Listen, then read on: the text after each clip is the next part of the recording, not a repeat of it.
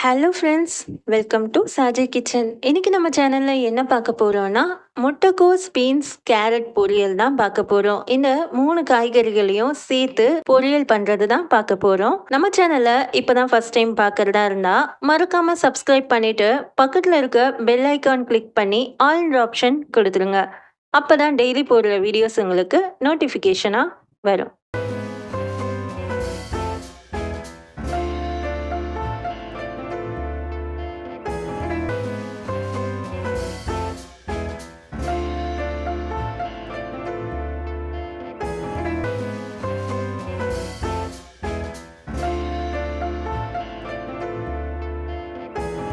இப்போ இது பண்றதுக்கு என்னென்ன நம்ம எடுத்து வச்சிருக்கோன்றத பார்த்துடலாம்.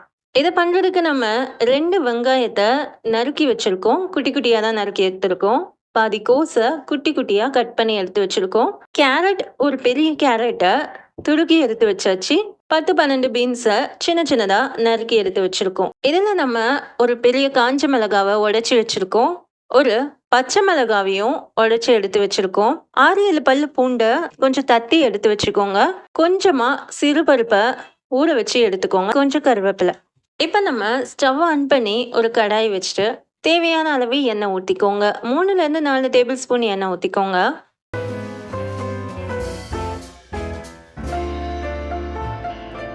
எண்ணெய் கொஞ்சம் சூடான அப்புறமா அதில் நம்ம கடுகு போட்டுக்கலாம்.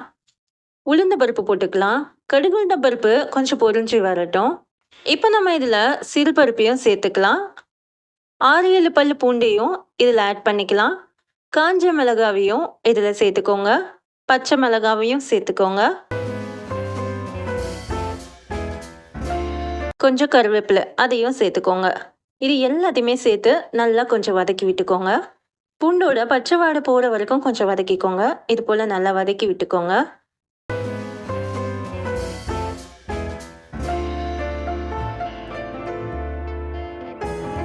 இப்போ நம்ம இந்த ஸ்டேஜில் ஆனியன் சேர்த்துக்கலாம். நறுக்கி வச்சிருக்க ஆனியனை இதில் சேர்த்த அப்புறமா இதையும் சேர்த்து நல்லா வதக்கிக்கோங்க. வெங்காயத்தோட நிறம் மாறணும், அது வரைக்கும் நம்ம இதை நல்லா வதக்கி விட்டுப்போம்.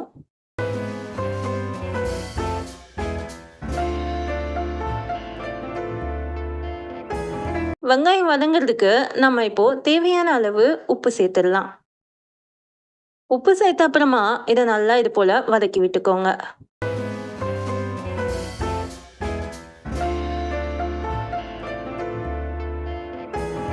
பாருங்க, வெங்காயத்தோட நேரம் நல்லாவே மாற ஆரம்பிச்சிருச்சு. இதை நல்லா வதக்கிக்கோங்க. இப்போ நம்ம 1/4 ஸ்பூன் அளவுக்கு மஞ்சத்தூள் சேர்த்துக்கலாம். மஞ்சத்தூள் சேர்த்த அப்புறமா இதை நல்லா வதக்கி விட்டுக்கோங்க. இப்போ இது சரியா இருக்கு. இப்போ இதில் நம்ம நறுக்கி எடுத்து வச்சிருக்க பீன்ஸ், கேரட், கோஸ் இது எல்லாத்தையுமே ஆட் பண்ணிக்கலாம். இந்த ஸ்டேஜில் ஆட் பண்ணிக்கோங்க.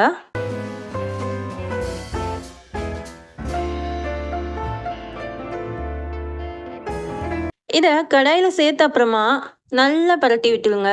இது போல் நல்லா பரட்டிடுங்க. இதையும் கொஞ்சம் அப்படியே வதக்கி விடுங்க.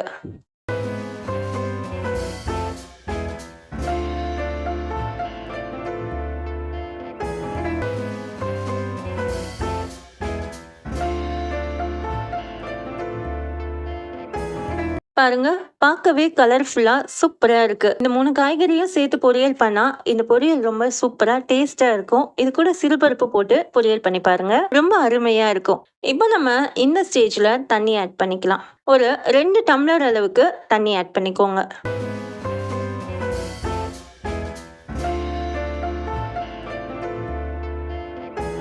தண்ணி ஆட் பண்ண அப்புறமா இந்த காய்கறிகளை அப்படியே இந்த தண்ணியோட கொஞ்சம் மிக்ஸ் பண்ணி விட்டுருங்க. இப்போ நம்ம ஒரு தட்டு போட்டு மூடி வச்சிடலாம். ஒரு 10, 15 நிமிஷம் அப்படியே வேகட்டும். பாருங்க, 10, 15 நிமிஷம் ஆன அப்புறம் ஓப்பன் பண்ணி பார்த்தோன்னா தண்ணி கொஞ்சம் இருக்கு. தண்ணி வற்றணும். பாருங்க, இப்போ தண்ணி நல்லாவே வற்றிடுச்சு. அருமையாக பொரியல் ரெடி ஆயிடுச்சு. சூப்பரான ஒரு பொரியலை இப்போ நம்ம பார்த்துருக்கோம். நீங்களும் இது போல் பொரியல் ட்ரை பண்ணி பாருங்க. இந்த வீடியோ உங்களுக்கு பிடிச்சிருந்துச்சுன்னா இந்த சேனலை லைக் பண்ணுங்க, ஷேர் பண்ணுங்க, மறக்காம சப்ஸ்கிரைப் பண்ணுங்க. தேங்க்ஸ் ஃபார் வாட்சிங்.